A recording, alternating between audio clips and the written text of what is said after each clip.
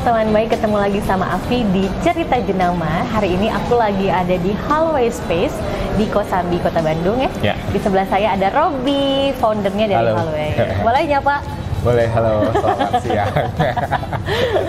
Robby, kita ngobrol santai aja ya Oke, soal Hallway gitu ya. Ya.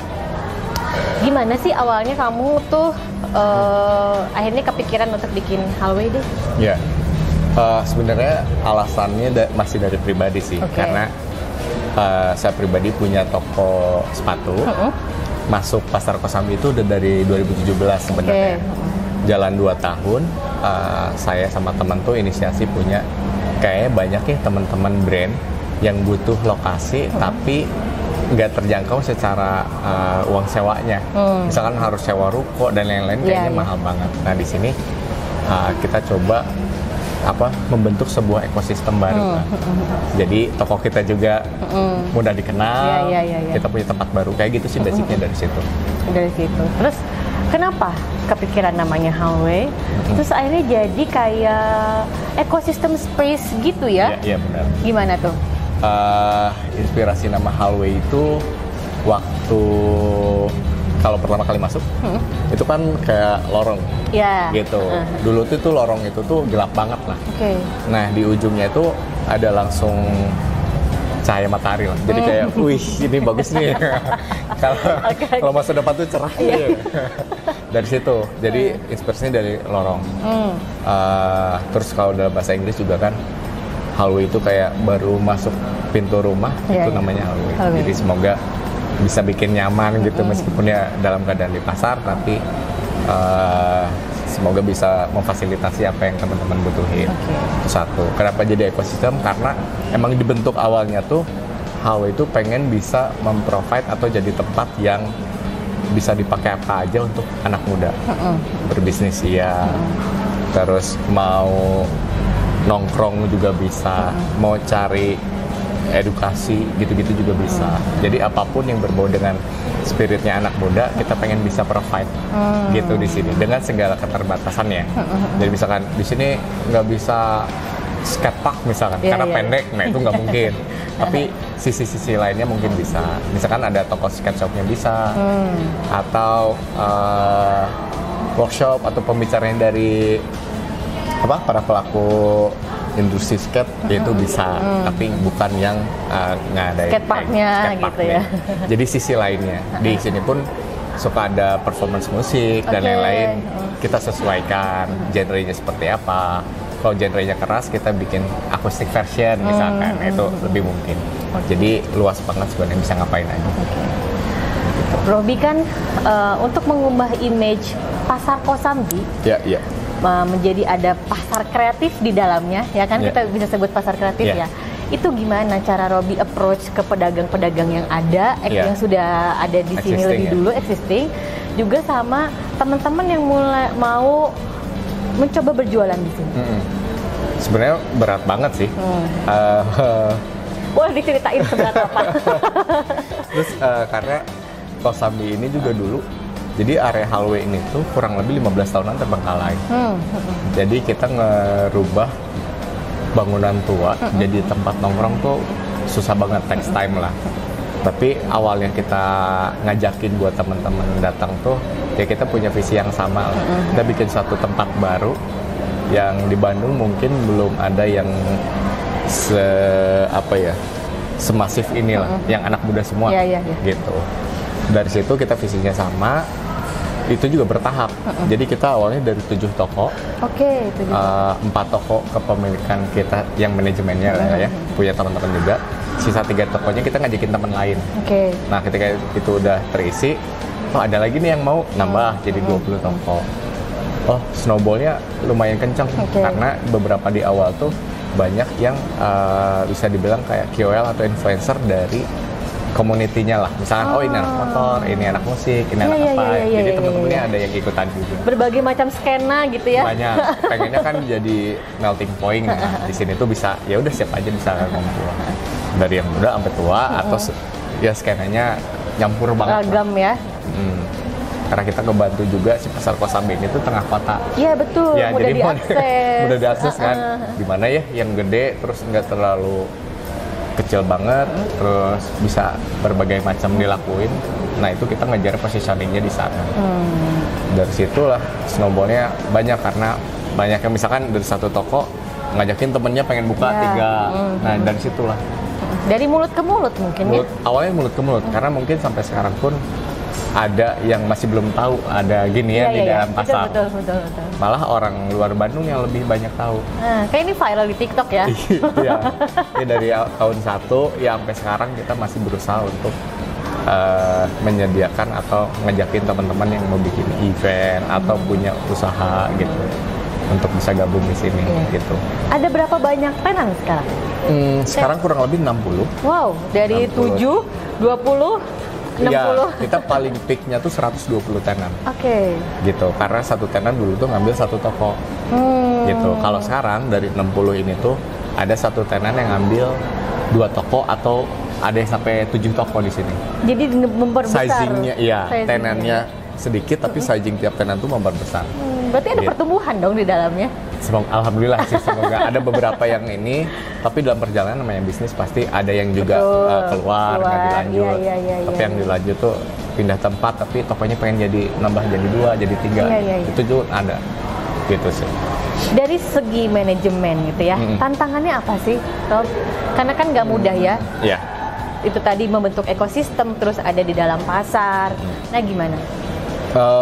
Dari segi manajemen tantangannya banyak banget sih. Yang pasti dari kita pribadi kan nggak punya basic untuk mengelola sebuah properti lah ya. Dari berdua ini kita basicnya komunikasi, 2 lagi dari seni, anak-anak seni lah. Jadi orangnya tuh orang otak kanan semua nih yang mikir bisnisnya kadang nggak ada.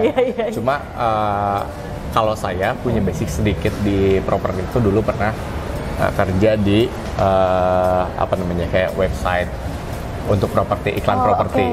Sedikit ngerti lah, tapi meskipun nggak terlalu mendalam. Basicnya saya komunikasi, jadi agak nyambung nih apa yang dulu kuliah dan saya sempat kerja itu tuh nyambung di sini, jadi nyewain toko-toko jadinya kayak gitu. Sejauh ini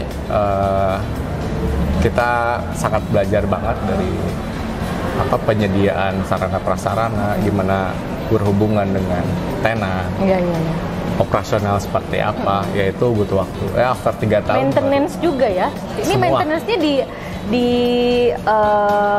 diurusnya sama manajemen hall ya? Semua, karena kita punya security pribadi di luar dan pasarnya ya. Oke. Terus kebersihan pribadi timnya. Kalau ada kebocoran, terus saluran mampet itu dari operasional kita yang turun. Makanya kayak ngelola gedung mall aja nggak sih ya? Bener, kayak gedung mall. Ya versi kecilnya juga udah ribet banget karena nggak semuanya itu emang spesialisnya di situ. Gitu. Kita juga belajar. Ini kita belajar soal operasionalnya, kita belajar soal bikin event, misalkan kayak gitu-gitunya sih.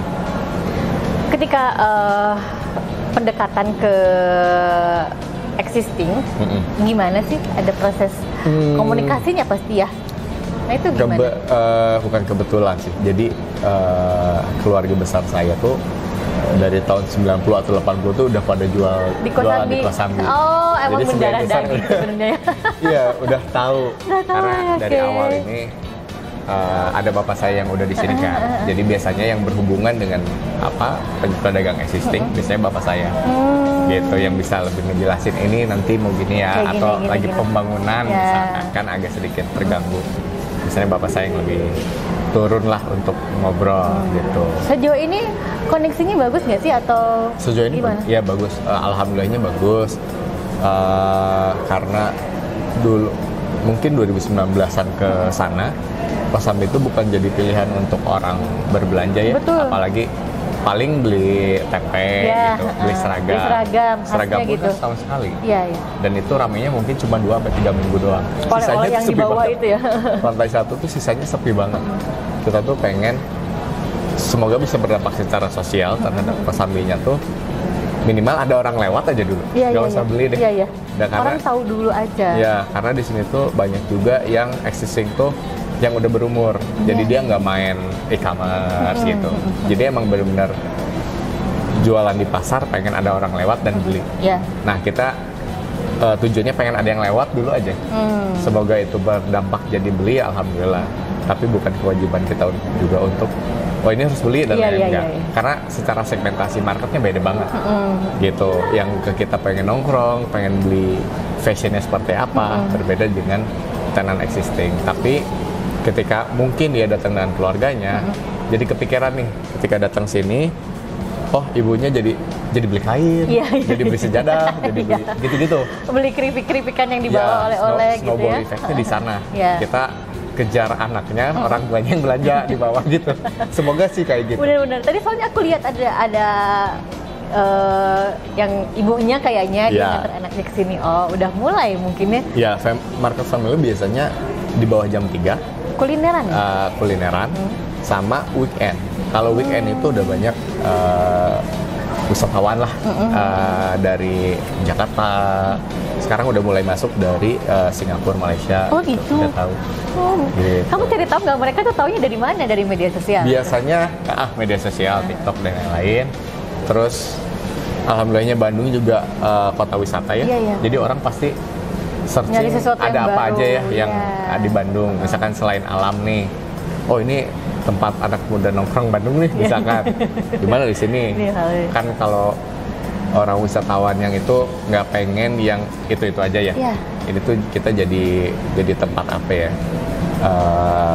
Tempat lain lah untuk didatengin gitu biasanya. Di sini tuh banyaknya apa nih? Tenan kuliner atau fashion atau apa? Campur sih sebenarnya. Kalau bisa dibilang kuliner kita sekitar 35%, untuk fashionnya juga 35-40%. Sisanya itu kita ada kantor, ada yang lifestyle. Jadi lifestyle tuh kayak salon, gitu. Ada nanti beauty bar, barbershop, beauty bar, gitu-gitulah. Ada untuk salon IO, kantor IO, itu juga kita ada. Jadi sisanya. Jadi apa lu gak ada ya? Apa lu mau ya gue sediain deh apapun gitu. Karena karakternya si Halway itu kan youth culture. Youth apapun culture. Yang berhubungan dengan anak muda, kita pengen coba bisa provide gitu. Jadi luas. Gitu. Ya. Nah, tadi kan pengen banyak aktivasi gitu di sini. Biasanya seringnya aktivasi apa aja? Yang pasti di sini seringnya ada bazar, terus ada workshop juga. Jadi kita suka ada performance dari band, terus ada biasanya gathering gitu. Kalau misalkan ada community gathering bisa. Kita tahun ini pengen coba nambahin dari sisi edukasinya. Kalau misalkan ada workshop soal menulis kah, atau yang gitu-gitu. Karena dari 3 tahun lalu kita masih sibuk soal pembangunan, yang tahun sekarang pengen memaksimalkan si ruangnya bisa untuk seperti apa. Jadi kita banyak ngajakin partneran sama teman-teman gitu. Kedepannya, si Halway ini pengen diapain? Mimpi besarnya kamu sebagai founder? Si Halway semoga sih yang satu Halway-nya bisa tetap settle secara bisnis, biar teman-temannya juga masih bisa bergabung di sini. Terus si Halway-nya bisa jadi inspirasi buat di tempat-tempat lain mungkin, karena ada beberapa kota juga yang akhirnya buka dalam pasar, dan itu juga jadi banyak juga teman-teman yang gabung di sana. Berarti alhamdulillah ya bisa menginspirasi orang lain di daerah-daerah lain gitu. Terus ada juga semoga Halway juga bisa, apakah Halway-nya jadi nambah kita belum tahu.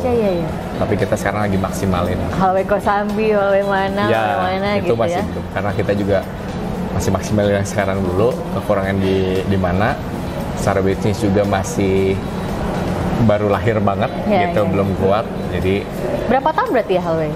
Menuju 4. Jadi 3 tahun. Lumayan lah. Ya belum fase 5 tahun mencoba. Belum melewati fase 5 tahun. Biasanya kan kalau tempat-tempat gini, paling setahun. Ya. Paling 3 tahun, udah lewat nih. Udah lewat nih. Ini tinggal satu lagi nih, paling 5 tahun. Udah 5 tahun kesannya udah settle, semoga ya tetap ada gitu Halway. Gitu. Nah, boleh ceritain nggak ke teman baik gimana caranya kalau mau sewa di sini atau mau bikin aktivasi gini gimana caranya? Jadi teman-teman bisa kontak di Instagramnya Halway. Kalau misalkan kita lagi open tenant, bakalan di-share di sana. Terus secara sistemnya, biasanya teman-teman disuruh bikin dulu bisnis profile. Gitu, bisnis profilenya jualan apa, terus dimasukin aja brand ownernya siapa. Karena sekarang tuh banyak juga kan yang brand ownernya adalah KOL kah, misalkan, atau dia sebagai di industri ini misalkan. Ini itu salah satu nilai plus juga karena selalu juga banyak kan yang bergerak di bidangnya masing-masing, tapi dia punya marketnya juga. Terus pengelolaan media sosialnya seperti apa? Apa kalau misalkan udah punya e-commerce dan lain-lain, kita cek juga. Dia udah jalan nih secara bisnis. Terus dimasukin juga layout tokonya bakalan kayak gimana?